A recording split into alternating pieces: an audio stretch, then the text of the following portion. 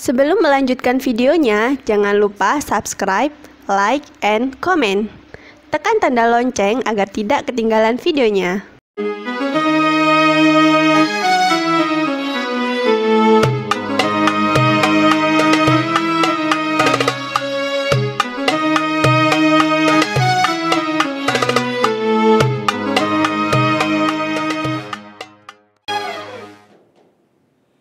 Assalamualaikum warahmatullahi wabarakatuh. Alhamdulillah wa syukrulillah, la hawla wa la quwata illa billah.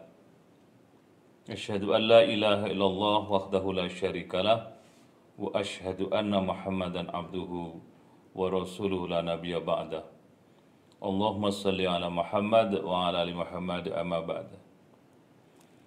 Saudara-saudara kaum muslimin yang dirahmati Allah, alhamdulillahirabbil alamin, bersyukur kepada Allah atas seluruh nikmat yang Allah curahkan kepada kita.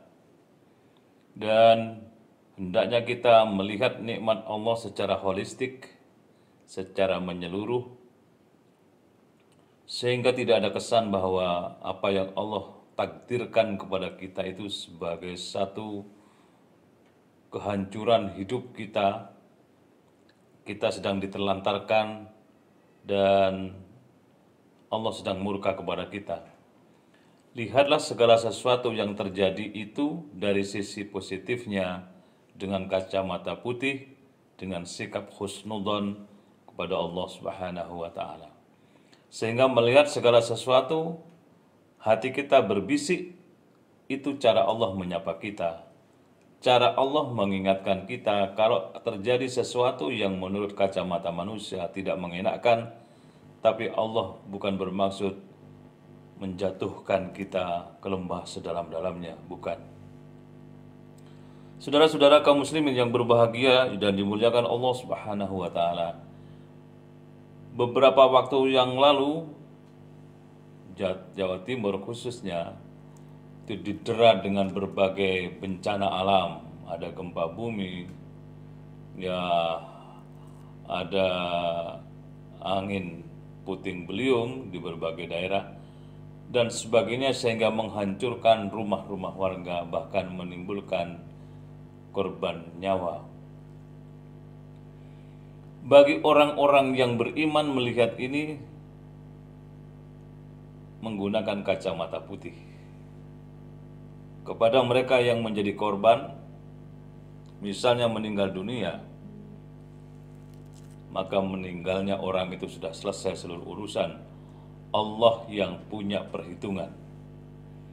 Kalau ada orang meninggal dunia karena bencana, karena kecelakaan, karena sakit seperti sekarang musim corona ini, Allah sudah punya catatan-catatan dan Allah ampuni dosa-dosa mereka sepanjang mereka di hatinya ada keimanan yang mantap kepada Allah Subhanahu wa taala. Tetapi orang kadang-kadang melihatnya dari satu sisi saja. Ada bencana, ada korban jiwa, misalnya dia menyatakan orang itu sedang kena musibah. Itu sebenarnya penilaian yang tidak tepat. Karena Allah Maha merancang, Allah Maha mengetahui di balik semua itu, sehingga cara Allah mengangkat derajat kita kadang-kadang tidak nyaman di mata hati seseorang, tapi iman kita akan bicara lain bahwa Allah sedang menghapus dosa-dosanya. Kaum muslimin yang berbahagia, maka kadang-kadang di balik semua itu ada hikmah, ada rahasia besar yang harus kita pelajari, yang harus kita lihat. Dan pertama kita kembalikan kepada firman Allah, yang Allah menegaskan, ahasiban nasu ayyutraku ayyaqulu amanna wa hum la yuftanun. Apakah kalian mengira, hai manusia, mengaku iman kepada Allah lantas tidak aku uji? Jadi ujian, cobaan, musibah yang Allah turunkan kepada kita itu sebenarnya dalam rangka melihat iman kita, kesungguhan di dalam menegakkan iman itu jujur, sungguh-sungguh, atau kita ini imannya iman yang goroh dalam bahasa kita, iman yang menipu Allah. Dari situ kita akan melihat kesungguhan iman itu. Allah maha melihat kesungguhan iman hambanya ketika ada musibah, ada bencana. Dan pada sisi yang kedua, kita hendaknya melihat bahwa kadang-kadang manusia itu ibarat pensil yang kalau sudah mulai tumpul perasaannya, hatinya, perlu diraut ujungnya itu supaya tajam kembali, supaya memiliki kepakaan kembali. Dan manusia dalam hidup ini kalau sudah ada perasaan tumpul, daya ingatnya kepada Allah misalnya, sudah tidak ada lagi kepekaan melihat tanda-tanda kekuasaan Allah, maka Allah ingatkan dengan berbagai cara. Ada yang dikirim tentara berupa virus corona ini mungkin. Ada yang dikirim sinyal-sinyal berupa bencana alam, sehingga manusia kemudian akan menyadari tentang kekurangan dirinya. Manusia menyadari, mencari hikmah di balik semua itu, ada apa sebenarnya. Setidaknya ada perenungan mendalam bahwa Allah sedang mengingatkan kita hambanya, supaya kita lebih takarub lagi kepada Allah, lebih banyak ingat lagi kepada Allah, lebih banyak zikir lagi, mendekat sedekat-dekatnya, nempel seperti perangko. Dan kalau itu yang terjadi, maka Allah akan curahkan kasih sayangnya kepada hambanya. Banyak terjadi di sebuah daerah yang kena bencana, kemudian setelah itu kemudian mereka bangkit, mereka move on dari kondisi keterpurukan itu menuju sekaligus menatap masa depan yang jauh lebih terencana, yang jauh lebih dahsyat lagi, yang lebih maju lagi. Dan coba kita lihat bagaimana di NTB misalnya, korban bencana yang bertubi-tubi dengan gempa yang sekian ratus kali itu, sekarang sudah mulai bangkit dan membangun. Kesadaran dari dalam tumbuh, langkah-langkah fisik kelihatan, dan ke depan mereka memiliki perencanaan-perencanaan yang jauh lebih matang lagi.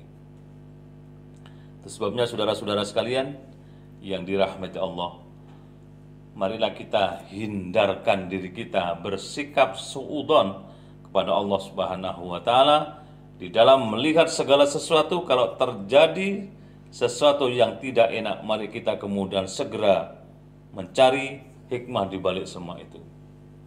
Orang itu bisa merasakan bahwa gula itu manis, begitu manis setelah membandingkan dengan rasa kopi yang pahit.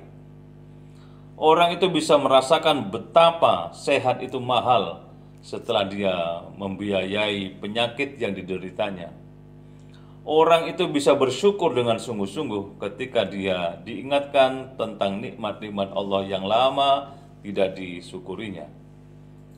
Orang itu merasakan betapa hidup ini terasa membahagiakan setelah dia merasakan sesuatu yang menyedihkan. Begitu selanjutnya, antara negatif positif itu saling berjalan seiring, dan orang ketika melihat sesuatu negatifnya saja, positifnya tidak kelihatan. Kalau dia melihat positifnya saja, kadang-kadang dia lengah dan kemudian tidak mau ingat. Maka Allah kadang-kadang datangkan negatif, kadang-kadang datangkan positif. Maka bagi kita kaum muslimin, yang terbaik adalah berdoa kepada Allah supaya senantiasa diberikan hal-hal yang membahagiakan, sesuatu yang menggembirakan, sesuatu yang menyenangkan bagi hati kita masing-masing. Sebagaimana doa kita, Rabbana atina fid dunya hasanah wa fil akhirati hasanah wa qina adzabannar. Ya Allah, berikan kepada kami kebaikan di dunia dan kebaikan di akhirat, serta jauhkan kami dari siksa api neraka. Bangkit di saat terpuruk, kita move on di saat kita jatuh, kita kemudian merayap ke tebing ketika kita jatuh ke lembah. Itu cara terbaik bagi kita menghadapi segala macam liku-liku kehidupan. Insya Allah, kalau itu yang kita lakukan, kita akan merasakan betapa hebatnya kebersamaan kita dengan Allah. Kita ridho kepada Allah, Allah ridho kepada kita. Mudah-mudahan manfaat. Assalamualaikum warahmatullahi wabarakatuh.